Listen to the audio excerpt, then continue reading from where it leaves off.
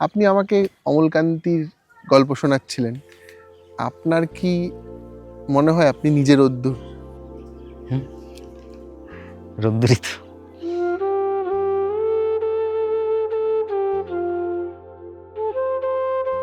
আবার আসিব ফিরে ধানসিঁড়িটির তীরে, এই বাংলায় হয়তো মানুষ নয়, হয়তো বা শঙ্খচিল শালিখের বেশে, এই কার্তিকের নবান্নের দেশে একদিন আসিব এ কাঁঠাল ছায়ায়, হয়তো বা হাঁসও কিশোরীর ঘুঙুর রহিবে লাল পায়, সারাদিন কেটে যাবে কলমির গন্ধ আর জলে ভেসে ভেসে।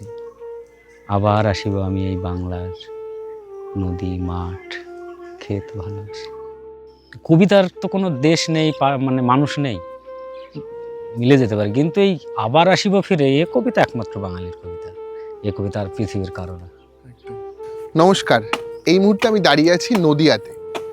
এটা সেই মাটি যার এক প্রান্তে লালন ফকিরের জন্মস্থান, আরেক প্রান্তে শ্রী চৈতন্যদেব, যারা গানে কবিতায় তাদের মহত্বে প্রেম ভালোবাসার রসদ জুগিয়েছিলেন যুগে যুগে এই ভারতবর্ষের মাটিতে। সেই নদিয়াতে একজন কৃষক হঠাৎ করে কবিতা বলে ফেসবুকে খুব ভাইরাল। আমরা যারা শহরের মানুষ, যারা এইটা দেখতে খুব একটা অভ্যস্ত নই যে একজন কৃষক সে চাষ করতে করতে কবিতা বলছে, তাদের কাছে ব্যাপারটা খুব অদ্ভুত লেগেছে, অন্যরকম লেগেছে। তো আমি অনেক কষ্টে সেই মানুষটাকে খুঁজে পেয়েছি। আমার সঙ্গে রয়েছেন এখন আজিবর মণ্ডল। আচ্ছা, আজিবর না আজিবুর আপনার নাম? আজীবর। আচ্ছা, আজিবর মণ্ডল, দেখতেই পাচ্ছেন উনি আলু তুলছেন ক্ষেত থেকে। তো এই আজিবর মণ্ডল ফেসবুকে তো বটেই, তার জীবনেও মানে অবলীলায় কখনো সুনীল গাঙ্গুলি, কখনো শঙ্খ ঘোষ আউড়ে যান। তার সঙ্গেই আলু আর কি কি চাষ করেন? কলা, আলু, কলা আর ধান করেন, মসুর, ধান, গম সব। এগুলো চাষ করেন। আচ্ছা, এই যে মানে চাষ করতে করতে কবিতাটা হয় কি করে? চাষ করতে করতেই হয়, অন্য সময় হয় না। তাই এই যে না? আপনি এসেছেন এখন, মানে আমার কবিতা বলাই মুশকিল। তাই না? মানে যখন একা থাকেন তখন করেন? হ্যাঁ, মূলত একা যখন থাকেন না? আচ্ছা, মানে চাষ করছেন নিজের খেয়ালে করেন। নিজের। আচ্ছা, এই এই আপনার নিজের খেয়ালে মানে কবিতাটা কবে থেকে, মানে শুরু কিভাবে হলো? শুরু এটা কাকতালীয়। আমি কলা বাগানে কাজ করছিলাম, ওই কলার গাছের গোড়ায় মাটি দিতে হয় এই সময়টা। হ্যাঁ, তো দিতে দিতে আর কোদালে কাজটা একটু হাঁপ লেগে যায়। তো এরকম দাঁড়িয়ে আছি, দাঁড়িয়ে থাকতে থাকতে কী মনে হলো, মোবাইলটা ক্যামেরাটা অন করে কলার কাঁদিতে লাগিয়ে দিলাম। আচ্ছা, ক্যামেরাটা অন করে ওই কবিতাটা বললাম। কি কবিতা বললেন, মানে প্রথম ওই যে আপলোড করলেন ফেসবুকে? বীরেন্দ্র চট্টোপাধ্যায়ের এই যে রাস্তা কারো এখন। রাস্তা কারো এখন, আচ্ছা, হ্যাঁ। স্বাভাবিক 8-5টা পোস্টের মতো ওটা ছেড়ে দিলাম। হুম। ওই 4-5 দিন পরে দেখছি এই অবস্থা। তারপর তো এখন তাও সবাই দেখছে না? দেখছি। আচ্ছা, মানে এইটা ফেসবুকে যে বলে দিলেন, এর প্রথম কথাটা মুখস্থ রাখতে হয়, এর জন্য একটা একাগ্রতা রাখতে হয়। তার মানে ছোট থেকেই বা একটা একটা প্রাপ্তবয়স্ক হওয়ার সময় থেকেই কবিতার প্রতি একটা ভালোবাসা ছিল কি? নইলে এই কবিতাটা আপনি মুখস্থ বললেনই বা কি করে? কিছু কিছু ভালো লাগার জিনিস থাকে তো কবিতা। কিছু কিছু কবিতা যেমন মানে নিজের ইচ্ছেতেই হয়তো আপনারা নেই, আমি একা হয়তো কাজ করছিলাম যখন, হ্যাঁ, মনে মনে হয়তো একটা কবিতা বলছি, এইরকম আচ্ছা। এইভাবেই হয়েছে। তাছাড়া যার জন্য একটু একটু ভুলও হয়। আচ্ছা, মানে আমরা যারা শহরে থাকি বা গ্রামেও মানে যারা থাকেন, আমরা দেখি যে মানে কবিতা যারা বলে তারা ওই একটু শহুরে হন, একটু দক্ষিণ কলকাতায় থাকেন, কলেজ স্কোয়ারে কলেজ স্ট্রিটে আড্ডা দেন। হ্যাঁ, সেটা সেটা মানে যারা আজ আমাদের মানে যারা যারা এখনো পর্যন্ত কবিতা লিখেছেন বা বলেছেন, সেটা সুনীল গাঙ্গুলি হোক, শঙ্খ ঘোষ হোক, শক্তি চট্টোপাধ্যায় হোক, প্রত্যেকে মানে সবাই তাই। হ্যাঁ, মানে রবীন্দ্রনাথও এর থেকে আলাদা নয়। তো মানে এই যে মাঠে কাজ করতে করতে গাঁগঞ্জের কথা ভেবে কবিতাটা, মানে এটা এটা এটা কি করে হলো, মানে এটাই আমি বুঝতে ইচ্ছে করছে। মানে কি করে হলো আমি তো ভাবিনি। কবিতাকে কবিতা পড়তাম এবং আচ্ছা, বাংলা কবিতায় তো কবিতার অভাব নাই। না, কিছু অনেক কিছু আছে। কবিতা এতবার পড়েছি সেগুলো অবলীলায় হয়ে গেছে। আচ্ছা, ইদানিং একটু পড়তে হচ্ছে। ইদানিং পড়তে হচ্ছে না, মানে মুখস্থ থাকছে না। মুখস্থ এখন তো একটু ভুল হয়ে গেলে মানুষ অনেক খুঁতবার করবে খুঁতবার করে। ফেসবুকে দেওয়ার পরে। আচ্ছা, এইটা করছেন যে, আচ্ছা আপনি কাজ করুন না, কাজ হ্যাঁ। করতে করতে কথা বলছি, অসুবিধা নেই। আচ্ছা, কবিতার নিয়ে আবার একটু পরে আসছি। এই যে আলু চাষ করছেন আপনি, মানে এটা কবে লাগিয়েছিলেন আলুটা? এটা 3 মাস মতো হবে, 3 মাস আগে। 3 মাস আগে লাগিয়েছেন, মানে 3 মাসে আলুটা চাষ করতে আপনি নিজে একাই করেছেন নাকি আরো কর্মী ক্ষেত মজুরকে নিয়োগ করতে হয়েছিল? আমরা তো বেশি মানে পয়সার জন্য লাগাই না, আমরা নিজের খাওয়ার জন্য, ঘর খরচের জন্য, আচ্ছা, এই আলু বাড়ির জন্যই? বাড়ির জন্য। যদি বিক্রি করতে হয় আলু কত টাকা কেজি বিক্রি করেন যারা কৃষক, মানে ব্যবসার কাজে যারা বিক্রি করেন ব্যবসায়িক স্বার্থে? এই মুহূর্তে তো মনে হয় 10-12 টাকা হবে। 10-12 টাকা। মানে এটা হচ্ছে ফেব্রুয়ারি মাস, মার্চ মাস নাগাদ যখন প্রায় প্রতিটা মাঠ থেকে আলু উঠবে তখন দামটা কি 10-12 টাকা থাকবে নাকি আরো না না, কমবে? কমে যায়, একেবারেই কমে যায়। কত টাকা হয়?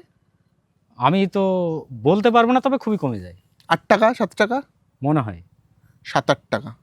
আচ্ছা, এই যে মাঠে জোগাল দিলেন, আলুর বীজ কিনলেন, চাষ করলেন, তাতে কি মানে লাভ হয়?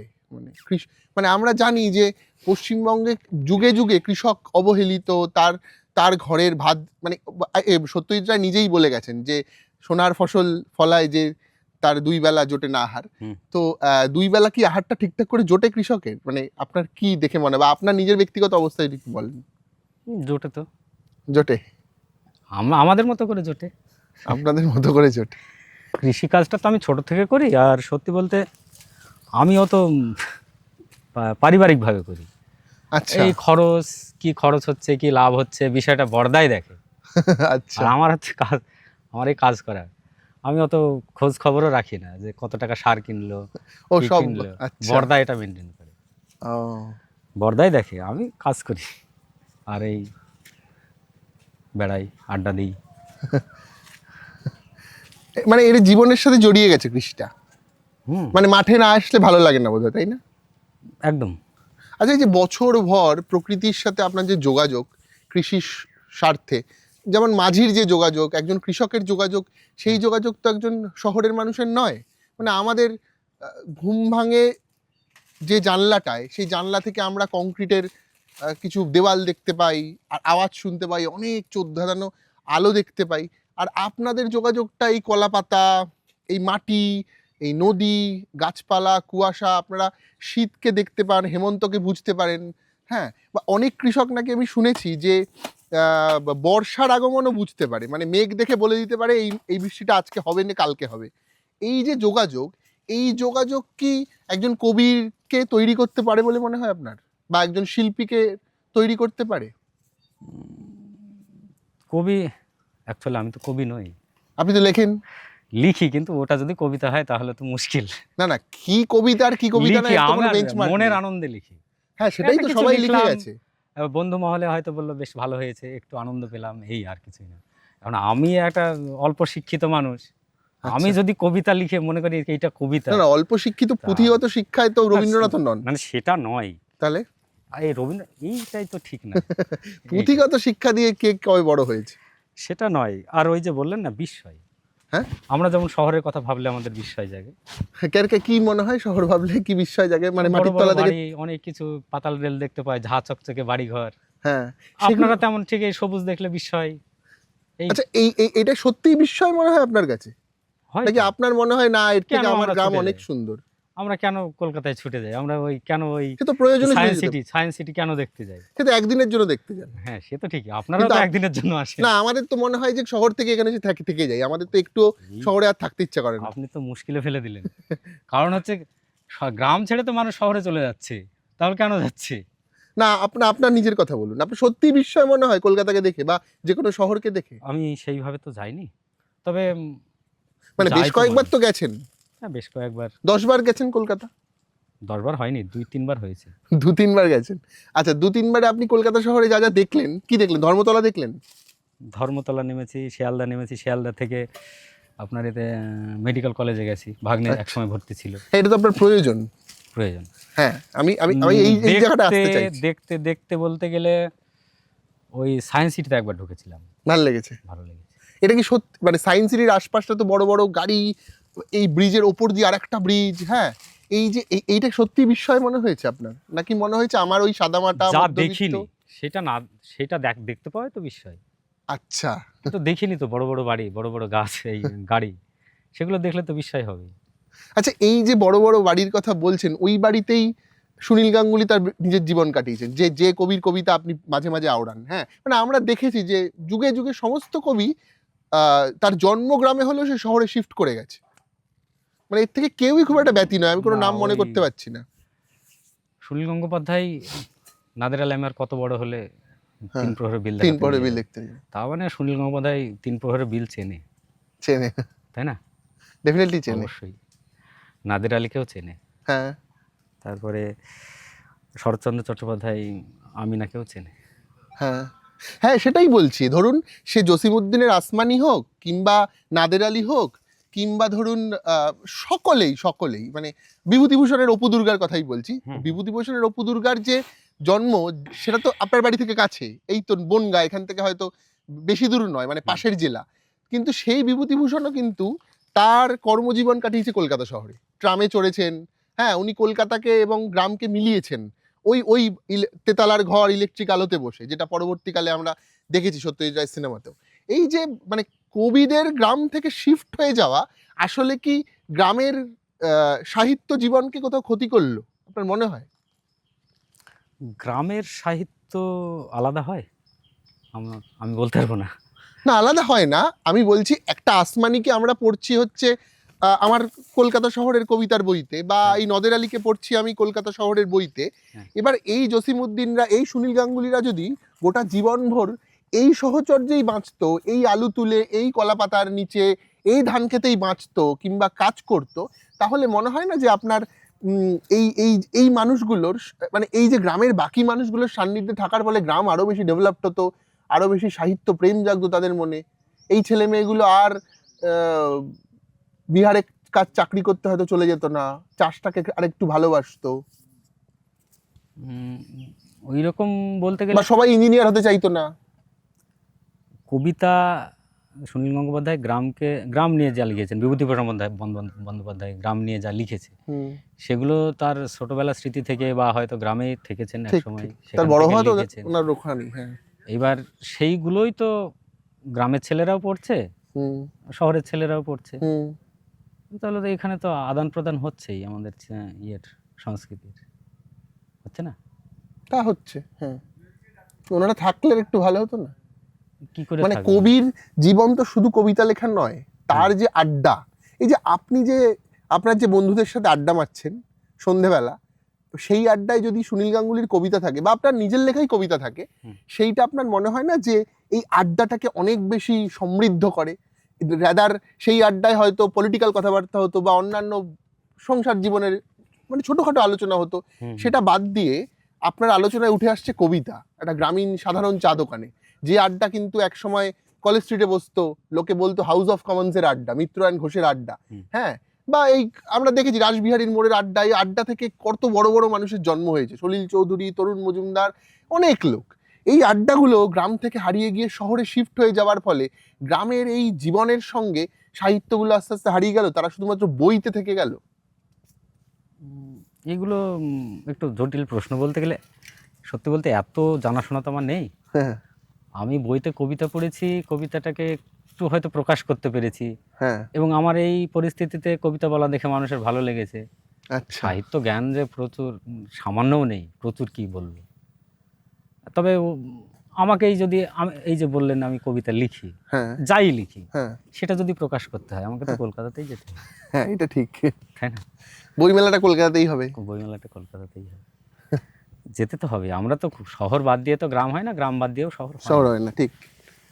আচ্ছা, আপনার ইচ্ছে করে বই ছাপতে, বা একটা দিন বইমেলাতে আপনার লেখা বই বেরোবে, লোকজন অটোগ্রাফ নেবে? ইচ্ছের তো শেষ নেই। ইচ্ছে করে তার মানে? ইচ্ছের শেষ নেই, তবে আমার মনে হয় না এখনো হয়েছে, ছাপার মতো এখনো হয়নি। হবে, একদিন হবে, হয়তো হবে, যদি হয় হবে, না হলেও ক্ষতি নেই। না না, ক্ষতি কিসের? আমি তো আনন্দ পেয়েছি।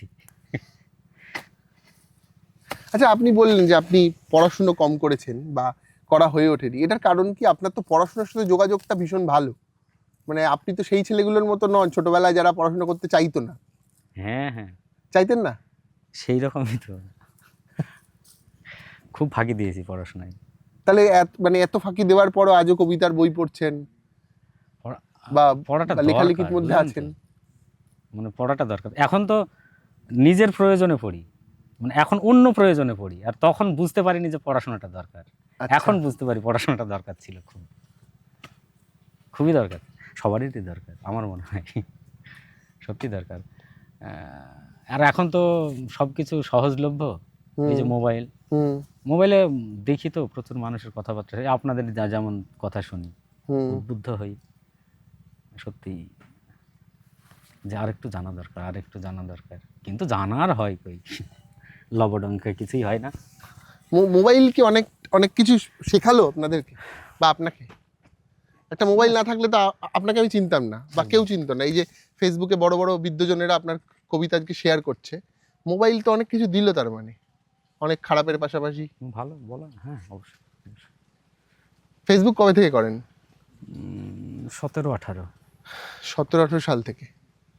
আর ভিডিও কবে দিয়েছেন? সেই প্রথম যেটা বললেন। হ্যাঁ, ওটা আমি পরে দেখলাম, ডিসেম্বরের 13 তারিখ ছিল। মানে 2025 সালের ডিসেম্বরের 13 তারিখে প্রথম ভিডিও দিয়েছেন, তার আগে দেননি? হ্যাঁ, তার আগে আমি তো ভিডিও করেছি, ঘরে বসে বলেছি, বা একটা ভয়েস রেকর্ডিং করে ভাগ্নেকে বললাম এটা একটু মিউজিক টিউজিক দিয়ে দিস তো, তখন হয়তো মানুষের ভালো লাগেনি। আচ্ছা। এখন দেখছি সেইগুলোই দেখছে মানুষ, প্রশংসা করছে। আচ্ছা, এই আর কি। কি হতে চেয়েছিলেন ছোটবেলায়? এর ইচ্ছে ছিল এটা হবো ওটা হবো? না, কিচ্ছু ইচ্ছে করেনি? সত্যি সত্যি ঠিক আছে, চলো সামনে যা আসবে তাই, ওই সামনে যে খাবারটা আসে সেটাই খাই। আর এই যে শহর ছাড়ার একটা ভিড় ছিল 90 দশকের পরের প্রজন্ম যেটা করেছে, আমাদের যারা অগ্রজ, আমাদের প্রজন্ম যারা গ্রামে ছিল, তারা এই শহর ছাড়া একটা হিড়িক ছিল তাদের মধ্যে। কেউ ইঞ্জিনিয়ার হয়ে যাচ্ছে, কেউ ডাক্তার হচ্ছে, কেউ কিছু না পারলেও বাইরে কাজে চলে যাচ্ছে, চাষ করতে তাদের ইচ্ছে করছে না। আপনি সেই দলে পা মেলালেন না কেন? সে দলে পা মেলালে হলে তো একটা পড়াশোনাটা তো করতে হতো। না না, সবার তো পড়াশোনা নেই, যারা ধরুন সাধারণ শ্রমিকের কাজ করতে বাইরের রাজ্যে যান। ও হ্যাঁ, এরকম আর কি। বাড়ি ছেড়ে ভালো লাগে না। আমি গেছিলাম একবার সৌদি আরবে। ও, সৌদি আরব গেছেন? আচ্ছা, 15 সালের দিকে মনে হয়। আচ্ছা, গিয়ে ভালো লাগেনি, মানে বাইরে না গেলে বোঝা যাবে না দেশ কি জিনিস, দেশ কি জিনিস, নিজের মাটি পরিবার কি জিনিস। ও সে মানে দৃশ্য বর্ণনা করা যাবে না। কতদিন ছিলেন সৌদি আরবে? 21 মাস ছিলাম। 21 মাস?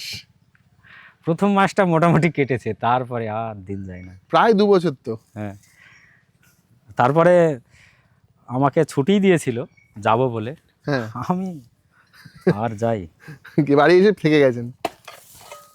টাকা কি হবে, টাকা দরকার ঠিক আছে, তাই বলে ওই নিজেকে পুড়িয়ে পুড়িয়ে টাকা অসম্ভব। হ্যাঁ, সেটাই।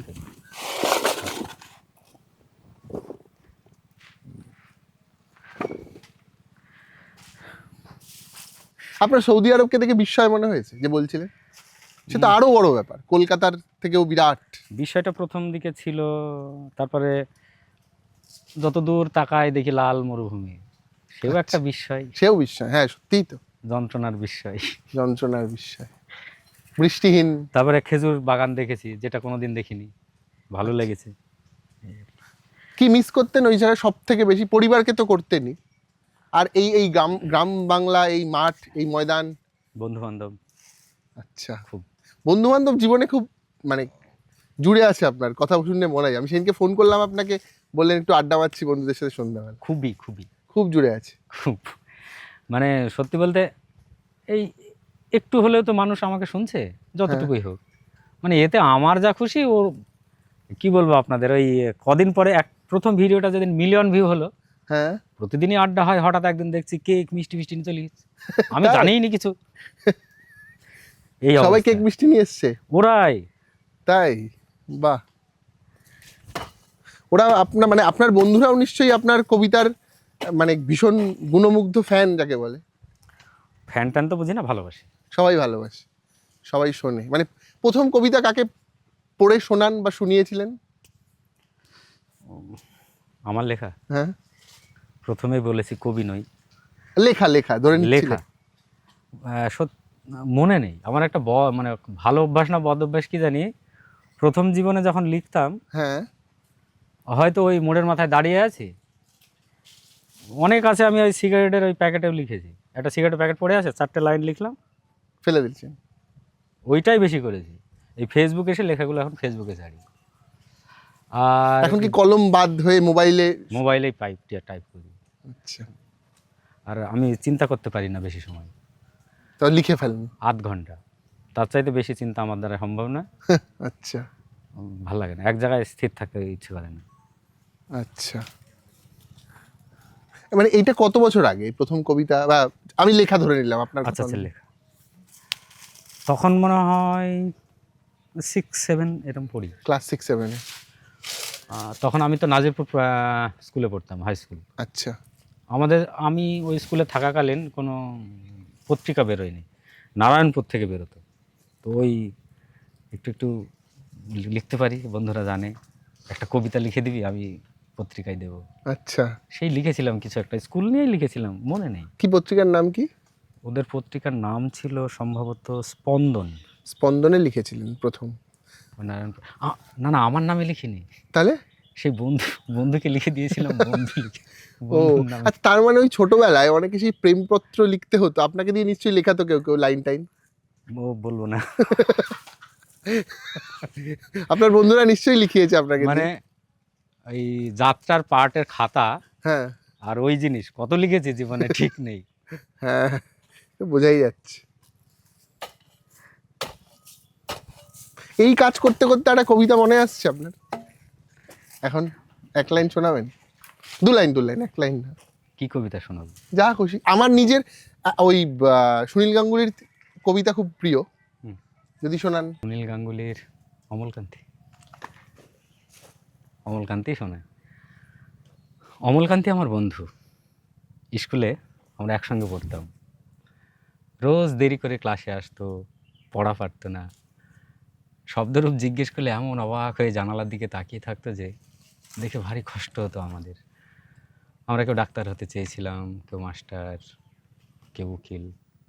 অমলকান্তি সেসব কিছু হতে চায়নি, রোদ্দুর হতে চেয়েছিল। ক্ষান্ত বর্ষণ, কাকডাকা বিকেলের লাজুক রোদ্দুর, জাম আর জামরুলের পাতায় জানাকি অল্প একটু হাসির মতো লেগে থাকে। ওই দূরে জলঙ্গি নদী, রামনগরের বিলে পড়ন্ত বিকেলের কমলা রঙের রোদ পড়েছে। আপনি আমাকে অমলকান্তির গল্প শোনাচ্ছিলেন, আপনার কি মনে হয় আপনি নিজে রোদ্দুর? রোদ্দুরই তো, একদম। কেন মনে করেন? কেন? গ্রামে থাকি, মাঠে কাজ করি, রোদ্দুরই তো সব সময় যেটা পাই, এবং সেটা তো একটা আলাদা দিক গেল।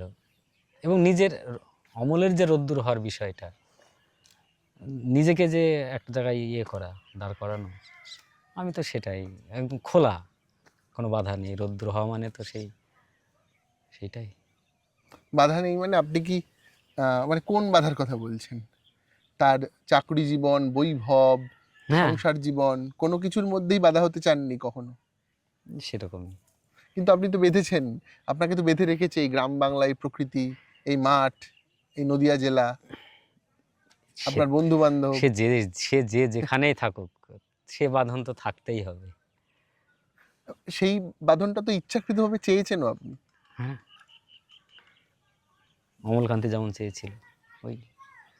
আচ্ছা, আপনার প্রিয় কবিকে? প্রিয় কবি ওইভাবে তো বলা যায় না, সব ভালো কবিতাই, মানে যেগুলো আমি বুঝতে পারি অন্তত, আর সবার কাছে শুনি ভালো কবিতা ভালো কবিতা, সেইগুলো ভালো কবিতা, সব কবিতাই ভালো কবিতা। না, আর প্রিয় কবি ওইভাবে বলা মুশকিল। আপনার যে সহচর্য, আপনার যে বেঁচে থাকার ধরন, তার সাথে জীবনানন্দ দাশ তো খুব বিশেষভাবে সম্পৃক্ত, মানে তার লেখালেখি, তার কাজ। আপনি এক জায়গায় বলছিলেন যে জীবনানন্দ তো শহরের মানুষ, তাহলে ওই যে আবার আসিব ফিরে, না, শহরে পড়ে গেছেন। পড়ে গেছে। হ্যাঁ, পড়ে গেছে। হ্যাঁ, কিন্তু গ্রামকে নিয়ে তিনি যে বর্ণনা দিয়েছেন, এবং আবার আসিব ফিরে আমি যে কবিতাটা বলেছি, সবচাইতে বেশি মানুষ দেখেছে, বেশি মানুষ পছন্দ করেছে। আমি আবার ওখানে লিখেছিলাম যে এই কবিতার একটা সুর আছে, সেই সুরটাকে আমি একটু ত্যাগ করে একটু অন্যরকম করার চেষ্টা করেছি, এবং দেখলাম সেটা মানুষ আমাকে খুব একটা বাধা দেয়নি। আচ্ছা, ভালোবেসেছে। ওই কবিতাটা সবচাইতে বেশি ভিউ হয়েছে। এবং আমি ওখানে একটা কথা, মজার কথা বলেছি হ্যাঁ, যে কবিতার তো কোনো দেশ নেই, মানে মানুষ নেই, মিলে যেতে পারে, কিন্তু এই আবার আসিব ফিরে এ কবিতা একমাত্র বাঙালির কবিতা। এ কবিতা আর পৃথিবীর কারো না। একদম। সেটা আমি ওখানে বলেছি ওই কবিতাটা বলার আগে। বাঙালির আত্মা, বাঙালির রুট, আবার আসিব ফিরে, একটু বলবেন এক দু লাইন? আবার আসিব ফিরে ধান সিঁড়িটির তীরে এই বাংলায়, হয়তো মানুষ নয়, হয়তো বা শঙ্খচিল শালিখের বেশে, এই কার্তিকের নবান্নের দেশে। এইরকম ভুলে যাচ্ছি, সব অভ্যেস নেই তো। একা একা হলে ঠিক আছে, বলে দেব। আচ্ছা, এই যে এই হাঁসের দল বিকেলে ফিরে যায়, যার যে হাঁসের দল, কিশোরী, শঙ্খচিল, যাদেরকে আমরা প্রায় হারিয়ে ফেলেছি আমাদের জীবন থেকে, আপনি তো দেখতে পান। আপনি এখন দেখতে পাবেন আজকে। আমি তো দেখতে পাচ্ছি। আমি ভীষণভাবে মনে করি যে আমাকে গাঙ্গেয় পশ্চিমবঙ্গ দেখতে শিখিয়েছে বিভূতিভূষণ বন্দ্যোপাধ্যায়, আমাকে বীরভূম দেখতে শিখিয়েছে তারাশঙ্কর বন্দ্যোপাধ্যায়, তরুণ মজুমদার, শিলাজিৎ এরা। তো আপনার গ্রামটা কি আপনি নিজেই দেখলেন, না এই সাহিত্যিকরা আরেকটু ভালোভাবে দেখালো, রোম্যান্টিসাইজ করতে শেখালো? কি মনে হয়? মানে কবি লেখকদের লেখার সঙ্গে আমাদের জীবন মিলে গেছে, মানে এইটাকে খুব ভালো লাগে যে আমাদের জীবনটাকে কবিরা এইভাবে তুলে ধরেছে, লেখকরা এইভাবে তুলে ধরেছে। মানে ধরুন আমি এটাকে এইভাবে দেখছিলামই না যতদিন ওই লেখাটা না পড়েছি। আমি বলছি, শিলাজিৎ লিখেছে তার গানে যে কিশোরীর গেঁয়ো দু চোখ হিংসে মাখা, কিংবা বলেছে শিলাজিৎ যে কষা জাম বেগুনি জীব নুনের মোড়ক। এই যে কষা জাম মুখে খেলে একটা বেগুনি রঙের জীব হয়ে যায়, সেটা ছোটবেলায় আমরা লোককে দেখাতাম। এটাতে কখন এটা হয়েছে ঠিক আছে, কিন্তু কখন আমরা ভেবে দেখিনি। মানে এই যে সাহিত্য, শিল্প বা তার সাথে যুক্ত মানুষেরা আমাদেরকে যেভাবে দেখায়, সেই দেখাটা আমাদের কাছে মনে হয় না যে বাহ, এটা তো দারুণ, মানে এটা তো আমাদের সাথেই ছিল। এইটা এইটা এইটা ঠিক বলেছেন। মানে মানে একটা বিষয়কে যে এইভাবে সুন্দরভাবে প্রকাশ করা যায় হ্যাঁ, কবিতায়, লেখায়, গানে, এইটা আশ্চর্য, খুব ভালো লাগে, এইটা হ্যাঁ। খুব ভালো লাগে। এবং ওই বাংলাদেশের কবির নাম কি, স্বাধীনতা তুমি গ্রাম্য বালিকার অবাধ সাঁতার, আমি শামসুর রহমান বোধহয়। শামসুর রহমানের, মানে স্বাধীনতাকে যে এইভাবে প্রকাশ অবাধ করা সাঁতার, যায়, হ্যাঁ। গ্রাম্য মানে বালিকার ওই অবাধ উচ্ছ্বাস, সাঁতার। গ্রাম্য বালিকা সে তো বাঁধন হারাভাবে সাঁতার কাটে, সে 3-4 ঘন্টা নদীতে ঝাঁপায়। এই তো, এইগুলো দারুণ। আচ্ছা, কবিতা তো যুগে যুগে, কবিতা সাহিত্য যুগে যুগে, এই বাঙালি তো মিছিল করে, স্লোগান দেয়, মিটিং করে, তার সে সে সর্বস্তরে তার বিশ্বে বিরাজমান।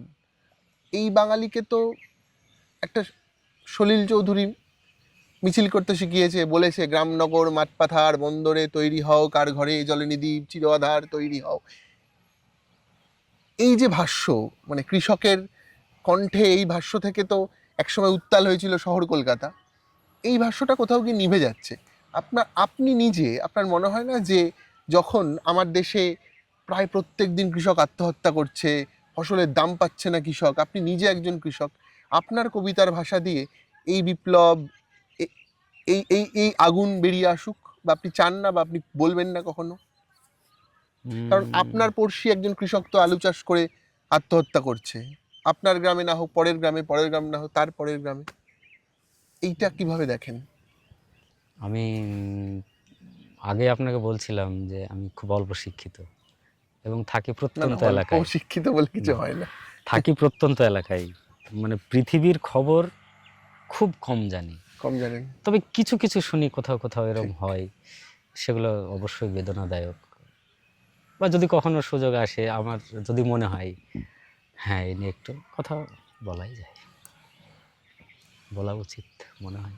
বলে গেছেন তো কবিরাই, তো বলে গেছেন, সেই কবিতাগুলো বললেই তো তার উপরে আবার হয় না, আপনার মুখ থেকে যদি কেউ কোনোদিন সলিল চৌধুরীর এই কবিতাটা শোনে, হুম। সে তো বেশি উজ্জীবিত হবে যেটা আমার মুখের থেকে। আপনি কৃষক, আপনি কৃষক, আপনি ফসল তুলতে তুলতে মাঠে ধান কাটতে কাটতে বলছেন, গ্রামনগর মাঠপাথার বন্দরে তৈরি হও, কার ঘরে জলনিধির চির আধার তৈরি হও, কার বাছার জোটেনি দুধ।